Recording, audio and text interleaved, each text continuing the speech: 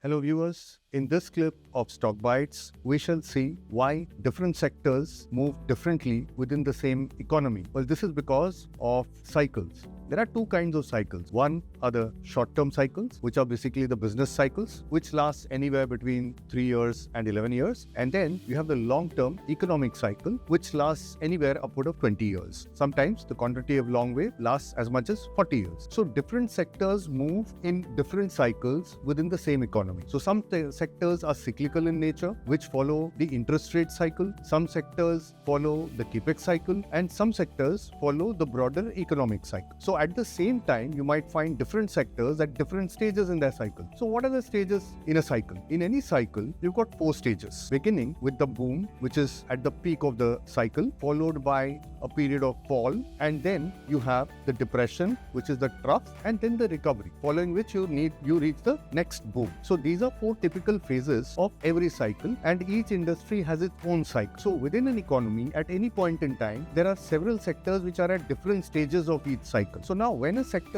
one particular sector is doing well, there may be another sector which is not doing well. So investors might want to move from one sector which is not doing well to one sector which is doing well. This process of migration from one sector to another is called sector rotation. So typically all investors, whether they are fund managers or retail investors, they follow the various stages of these sectors and move their positions accordingly. For instance, currently we are seeing a very large metal super cycle which is at the background, and in the foreground we've got the interest rate cycle which is moving. So the interest rate cycle has moved from one of rate cut, and now we are looking at a rate hike cycle or a possible rate hike cycle. Now when there is a rate hike cycle, certain sectors will do well, like banking and financial service. There may be automobile which do well when rate hikes happen. So typically within the broader economy, you've got sectors at various stages of their respective cycle. For instance, when there is economic expansion or boom, you will have a lot of consumption happen. So the consumption sector will do well. You've got typically at times of boom,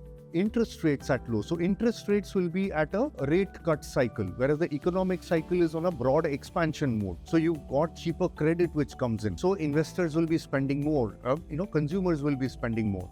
So in that case, the FMCG and consumer durables and consumer discretionary, all these sectors will do well, and they will be at an upswing moving towards the boom. So at a period when there is economic boom, that is when you find a reversal happen. So typically when expansionary situation reaches a peak, that's when you have the rate hike cycle coming in. When monetary expansionary policies are at a peak, you have liquidity at a peak, and some amount of contraction is required because inflation also starts increasing.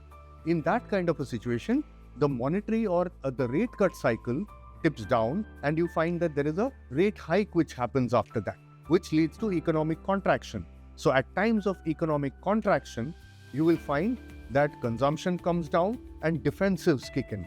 So which are the defensive sectors? You've got sectors like pharmaceuticals, which of course don't follow the same cycle as an FMCG cycle or an automobile cycle. So defensive will do well when interest rates go up because the two are not connected with each other. So viewers, as you saw, within an economy, there will be various sectors which are at various stages of different cycles. The summation of all this is what forms to come across as the broader economic cycle. So what do we take away from this? When you're creating a portfolio, ensure that you have enough of stocks in your portfolio that represent various represent various business cycles, some which are from defensive, some which are from rate sensitives. So the summation of all this will help you create a portfolio which is well buffered from these cyclical forces. I hope that was useful.